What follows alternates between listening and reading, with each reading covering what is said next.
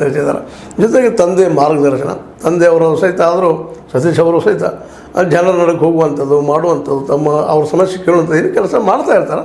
ಆ ನೆಲೆಯಲ್ಲಿ ಮತ್ತು ಅವ್ರಿಗೂ ಈಗಾಗಲೇ ಏನಪ್ಪ ಅಂತ ಸಾಕಷ್ಟು ಅಲ್ಲೇ ಒಂದು ಏನಪ್ಪ ಅಂದ್ರೆ ಹಿಂದುಳಿದ ಮತ್ತು ದಲಿತ ಸಮುದಾಯದಲ್ಲ ಒಂದು ಮುಖ ಅಲ್ಲಿರೋದ್ರಿಂದ, ಅಹಿಂದ ಮುಖ ಅಲ್ಲಿರೋದ್ರಿಂದಾಗ ಚಿಕ್ಕೋಡಿ ಭಾಗದಲ್ಲೇ ಸಾಕಷ್ಟು ಜನಸಾಮಾನ್ಯರು ಹೋಗಿ ಭೇಟಿ ಆಗುವಂಥದ್ದು ಮಾಡ್ತಾಯಿದ್ದಾರೆ. ಅದು ಎಷ್ಟು ಮಟ್ಟಿಗೆ ಆಗ್ಬೋದು ಅನ್ನೋದು. ಇದೇ ಕಾಲಕ್ಕೆ ಜೊಲ್ಲೆಯವರು ಸಹಿತ ಜೊಲ್ಲೆಯವರು ವಿರೋಧವಾಗಿ ಅನೇಕರು ಮಾತಾಡ್ತಾ ಇದ್ದಾರೆ. ನಾವು ಸರ್ವೆಗಳು ನೋಡ್ತಾ ಇದ್ದೀವಿ. ಅನೇಕ ಜನ ಕೆಲವೊಬ್ರು ಇಲ್ಲ ಸರ್ ಜೊಲ್ಲೆಯವ್ರು ಭೇಟಿಯಾಗಿಲ್ಲ, ಎಂದು ನೋಡಿಲ್ಲ, ಯಾವ ಬಂದಿದ್ದಾರೆ ಗೊತ್ತಿಲ್ಲ, ಏನು ಕೆಲಸ ಮಾಡಿಲ್ಲ ಅಂತ ಕೆಲವೊಂದು ಜನ ಹೇಳ್ತಾ ಇದ್ದಾರೆ. ಅದು ಯಾಕೆ ಹೇಳಿದ್ರು ಹೆಂಗೆ ಹೇಳಿದ್ರು ಅವ್ರಿಗೆ ಬಿಟ್ಟಿದ್ದೆ. ಬಟ್ ಅವ್ರ ಅಭಿಪ್ರಾಯ ಅದು ಸರಿ ಇರ್ಬೋದು. ಏನು ಕೆಲವು ಜನ ಇಲ್ಲ ಅವ್ರು ಕೆಲಸ ಮಾಡಿದ್ದಾರೆ, ಭೇಟಿಯಾಗಿದ್ದಾರೆ, ಜನರಿಗೆ ಸಂಪರ್ಕ ಮಾಡ್ತಾ ಇದ್ದಾರೆ, ತಮ್ಮ ವಿಚಾರವನ್ನು ಹೇಳ್ತಾ ಇದ್ದಾರೆ, ಒಳ್ಳೆಯ ವಿಚಾರವಾಗಿದ್ದಾರೆ. ಜೊತೆಗೆ ನಮ್ಮ ಮೋದಿಯವ್ರನ್ನ ಕೆಲಸ ಸಲುವಾಗಿ ಅವ್ರನ್ನ ಪ್ರಧಾನಿ ಮಾಡೋ ಸಲುವಾಗಿ ಅವ್ರು ಮಹಾನ್ ತ್ಯಾಗ ಮಾಡಿದ್ದಾರೆ ಅನ್ನೋರ್ದು ಮಾತಾಡ್ತಾ ಇದ್ದಾರೆ. ಪರ ಮತ್ತು ವಿರೋಧ ಇದ್ದೇ ಇರೋದ್ರೆ ಎಲ್ಲಿಯಾದರೂ ಅವು ಕೇಳ್ತಾ ಇದ್ವಿ. ಅದೇ ಕಾಲಕ್ಕೆ ನಮ್ಮ ಜೊಲ್ಲೆಯವರಾದರೂ ಸಹಿತ ಅಣ್ಣಾ ಸಾಹೇಬರವರು ಇಲ್ಲ ನಾವು ಕೆಲಸ ಮಾಡಿದ್ವಿ 5 ವರ್ಷದಾಗ, ನಮ್ಮ ಅಪಪ್ರಚಾರ ಮಾಡ್ತಾ ಇದ್ದಾರೆ ಇವರೆಲ್ಲ ಜನ ಅಂತೇಳಿ ಅವರು ನೇರ ಅಟ್ಯಾಕ್ ಮಾಡುವಂಥ ಒಂದು ಸಣ್ಣಗೆ ತಮ್ಮ ಮಾತಿನ ಧ್ವನಿ ಚೇಂಜ್ ಮಾಡ್ತಾ ಇದ್ದಾರೆ. ಯಾಕಂದ್ರೆ ಈ ಸಲದ ಚುನಾವಣೆ ಚಿಕ್ಕೋಡಿಯಲ್ಲಿ ಸುಲಭದ ತುತ್ತಲ್ಲ ಅನ್ನೋದು ಎರಡೂ ಪಂಗಡದವ್ರಿಗೆ ಗೊತ್ತಾಗಿದೆ. ಸತೀಶ್ ಅವ್ರ ಮಗಳು ಪ್ರಿಯಾಂಕರವ್ರಿಗೆ ಆಗಿರ್ಬೋದು, ಅದು ಅಣ್ಣಾ ಸಾಹೇಬ್ ಜೊಲ್ಲೆಯವ್ರಿಗೂ ಆಗಿರ್ಬೋದು. ಈ ಸಲ ಚುನಾವಣೆ ನಾವು ಗೆಲ್ಲೋದು ಅಷ್ಟು ಸುಲಭ ಇಲ್ಲ.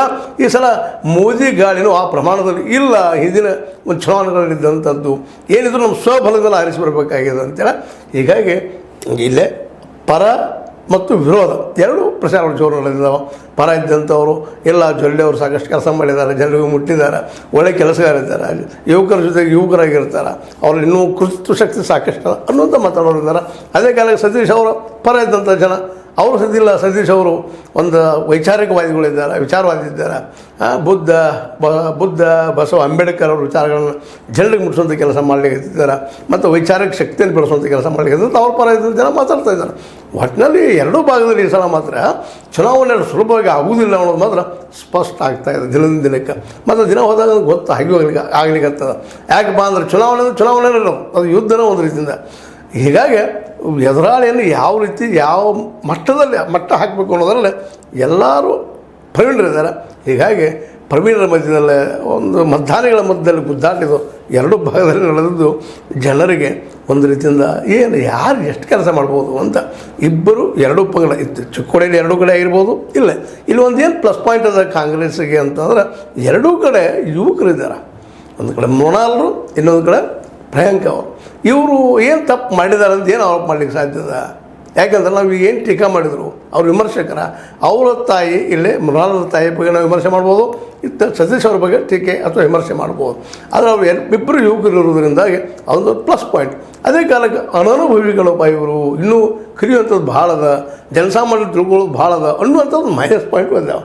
ಆದ್ರೆ ನಾವು ಅನುಭವ ಕೊಟ್ಟಾಗ ಬರೋದಲ್ರಿ, ಅನುಭವ ಅನ್ನೋದು ಹೆಂಗೆ ಬರ್ಲಿಕ್ಕೆ ಸಾಧ್ಯದ ಅನುಭವ ಅನ್ನುವಂಥ ಮಾತಾಡೋರಿದ್ದಾರೆ. ಹೀಗಾಗಿ ಇದೊಂದು ಇವಾಗೆಲ್ಲ ನಾವು ಸಾಕಷ್ಟು ಚರ್ಚೆ ಮಾಡಿದ್ದೀವಿ. ಬದಲಾಗಿ ಒಂದು ರೀತಿಯಿಂದ ಸಮಾನ ಕುಸ್ತಿ ನಡೆದೋದೇನಪ್ಪ ಅಂತೇಳಿ. ಯಾಕಂದರೆ ಎಲ್ಲ 4 ಜನರು ಘಟಾನುಘಟಿಗಳೇನ. ಇಲ್ಲೇ ಜಗದೀಶ್ ಶೆಟ್ಟರ್ ಅವ್ರ ಹಿಂದೆ ಯಡಿಯೂರಪ್ಪನವ್ರು ಅದಾರ. ಯಡಿಯೂರಪ್ಪನವ್ರು ಯಾವುದೇ ಶತಾಗದ ಗೆಲ್ಲಿಸ್ಬೇಕಂತ ಪ್ರಯತ್ನ ಮಾಡ್ತಾ ಇದ್ದಾರೆ.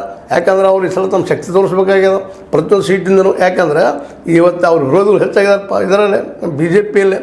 ಅದರಲ್ಲೂ ಪ್ರಮುಖವಾಗಿದ್ದು ಈಗ ಗೊತ್ತಿದ್ದ ವಿಷಯ ಅದು ಈ ಒಂದು ಯತ್ನಾಳ್ ಅವರು ಆಗಿರ್ಬೋದು, ಜೊತೆಗೆ ಸ್ವತಃ ಅವರ ಹಳೆಯ ಮಿತ್ರ, ಅವ್ರ ಜೊತೆಗೆ ಬೆಳೆದಂಥವರು ನಮ್ಮ KS ಈಶ್ವರಪ್ಪನವ್ರು ಆಗಿರ್ಬೋದು, CT ರವಿಯವರಾಗಿರ್ಬೋದು, 1, 2 ಎಲ್ಲರೂ ವಿರೋಧ ಮಾಡ್ತಾಯಿದ್ದಾರೆ ಯಡಿಯೂರಪ್ಪನವ್ರನ್ನ. ಹೀಗಾಗಿ ಅವ್ರಿಗೆ ಈ ಸಲ ತಮ್ಮ ಒಂದು 25 ಲಾಸ್ಟ್ ಟೈಮ್ ಈ ಸಲ ಕೆಳಗೆ 20 ತರಬೇಕು ಅನ್ನುವಂಥ ಒಂದು ಸಾಹಸ ಅವ್ರು ಮಾಡಲಿಕ್ಕಿದ್ದಾರೆ. ತಮ್ಮ ವಯಸ್ಸಾಗಿದ್ದನ್ನು ಮರೆತ ಅವ್ರು ಜಬರ್ದಸ್ತ್ ಬಿಸಿಲಾಗ ಅಡ್ಡಾಡುವಂಥ ಸಾಹಸವನ್ನು ಮಾಡ್ತಾಯಿದ್ದಾರೆ ಯಡಿಯೂರಪ್ಪನವರು. ಮತ್ತು ಯಡಿಯೂರಪ್ಪನವ್ರ ಹಿಂದೆ ಒಂದು ಲಿಂಗಾಯತ್ ಕಮ್ಯುನಿಟಿ ಒಂದಿಷ್ಟೇನೋ ಒಂದು ಆಯಸ್ಕಾಂತಲ್ಲಿದೆ. ಆ ಜನ ಅವ್ರಿಗೆ ಓಟ್ ಆಗೋ ಸಾಧ್ಯತೆಗಳಿದ್ದಾವೆ. ಆ ವಿಷಯದಲ್ಲಿ ನಮ್ಮ ಲಕ್ಷ್ಮೀ ಹೆಬ್ಬಾಳ್ಕರ್ ಭೈ ಅವರಿಗೆ ಎಷ್ಟು ಮಟ್ಟಿಗೆ ಓಟ್ ಬರ್ತಾವೆ ಗೊತ್ತಿಲ್ಲ. ಇರ್ಬೋದು ಅವರು ಏನಪ್ಪ ಪಂಚಮಸಾಲಿ ಅವರು ಇರ್ಬೋದು, ಪಂಚಮಸಾಲಿ ಅವರು ಓಟ್ ಹೆಚ್ಚಿರ್ಬೋದು. ಆದರೂ ಸಹಿತ ಪಂಚಮಸಾಲಿಯಲ್ಲೂ ಸಹಿತ ಯಡಿಯೂರಪ್ಪನವ್ರು ಪ್ರೀತಿ ಮಾಡುವಂಥ ಜನ ಸಾಕಷ್ಟು ಇದ್ದಾರೆ. ಮುಂದೆ ಇನ್ನೊಂದು ಏನಪ್ಪ ಅಂದರೆ ಯಡಿಯೂರಪ್ಪನವರು ಗಾಣಿಗ ಸಮುದಾಯದ, ಅವರು ಸಹಿತ ಸಾಕಷ್ಟು ಗಾಣಿಗ ಸಮುದಾಯದವರು ಅವ್ರನ್ನ ಬೆಂಬಲ ಸೂಚಿಸುವಂಥದ್ದು. ಇವತ್ತು ಏನಾಗಿದೆಪ್ಪ ಅಂದ್ರೆ ಬೆಳಗಾವಿ ಭಾಗದಾಗ ಇಲ್ಲೇ ಲಿಂಗಾಯತ್ ವರ್ಸಸ್ ಲಿಂಗಾಯತ್, ಪಂಚಮಸಾಲಿ ವರ್ಸಸ್ ಬಣಜಿಗ ಅನ್ನುವಂಥ ಒಂದು ವಾತಾವರಣ ಸಹ ಕ್ರಿಯೇಟ್ ಆಗ್ಲಿಕ್ಕತ್ತದ. ಡೇ ಟು ಡೇ ಜನ ಮಾತಾಡ್ಕೊಳ್ತಾ ಇದ್ದಾರೆ. ಮುಂದೆ ಜನಸಾಮಾನ್ಯನ ಹೋಗಿ ಪ್ರಶ್ನೆ ಮಾಡಿದ್ರೆ ಹೇಳ್ತಾರೆ, ಪಾಪ ಅವ್ರಿಗೆ ಗೊತ್ತಾಗ್ತದೋ ಇಲ್ಲೋ, ಅದು ನಮಗೇನು ಮಾಡೋದು ಬಿಡ್ರಿ ಇವರು ಸಾಬ್ರಿ ಅಂತೇಳಿ ಬಾಯಿ ಬಂದಿರ್ತದೆ.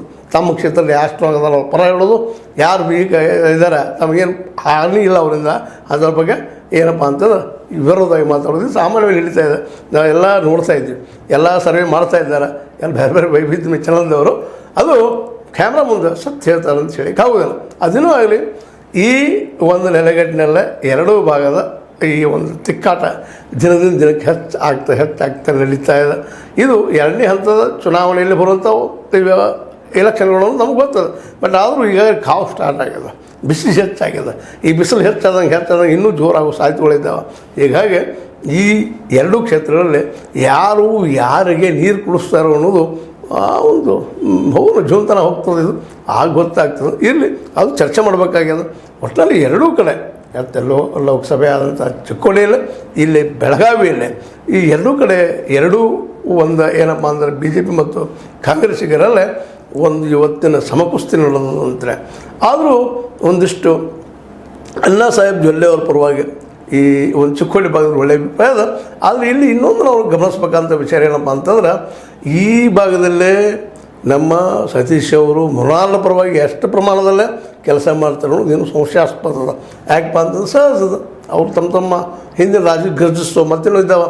ಅವರು ಪ್ರಾಮಾಣಿಕವಾಗಿ ನಮ್ಮ ಮೃಣಾಲರ ಪರವಾಗಿ ಇಲ್ಲೇ ಕೆಲಸ ಮಾಡಿದರೆ ಸ್ವಲ್ಪ ಗೆಲ್ಲುವ ಅವಕಾಶಗಳು ಮೃಣಾಲರಿಗೆ ಹೆಚ್ಚಾಗ್ತವೆ ಅನ್ನೋದು ಎರಡು ಅಭಿಪ್ರಾಯ ಇಲ್ಲ. ಅದೇ ರೀತಿಯಲ್ಲಿ ಪ್ರಿಯಾಂಕರವ್ರಿಗೆ ಅಲ್ಲಿಯ ಸೌದಿ ಮತ್ತು ಅದರ ಜೊತೆಗೆ ನಮ್ಮ ಏನಪ್ಪ ಅಂತಂದ್ರೆ ಅಲ್ಲಿ ಖಾಗೆ ಅಂತವರು, ಇವರೆಲ್ಲರೂ ಒಂದು ರೀತಿ ಪ್ರಾಮಾಣಿಕ ಪ್ರಯತ್ನ ಮಾಡಿದರೆ ಅಲ್ಲಿ ಪ್ರಿಯಾಂಕಾ ಅವ್ರಿಗೆ ಸರಳ ಆಗ್ಬೋದು. ಆದರೆ ಇವತ್ತು ಏನೋ ಮತ್ತಷ್ಟು ಸುದ್ದಿಗಳು ಬರ್ತಾ ಇದ್ದಾವೆ, ಇಲ್ಲ ಇಡೀ ಕುಟುಂಬದವರು ಅಂದರೆ ಜಾರಕಿಹೊಳಿ ಕುಟುಂಬದವರು ಎಲ್ಲರೂ ಪ್ರಯತ್ನ ಮಾಡ್ತಾ ಇದ್ದಾರೆ ಆ ಭಾಗದಲ್ಲಿ ಪ್ರಿಯಾಂಕಾ ಅವ್ರನ್ನ ಆರಿಸ್ತರಬೇಕು ಅಂತೇಳಿ. ಅಲ್ಲಿ ನಮ್ಮ ಏನಪ್ಪ ಅಂತಂದ್ರೆ ನಮ್ಮ ಪರ ಇದ್ದಂಥ ರಮೇಶ್ ಜಾರಕಿಹೊಳಿ ಅವರು, ಅಲ್ಲಿಯ ಶ್ರೀಮಂತ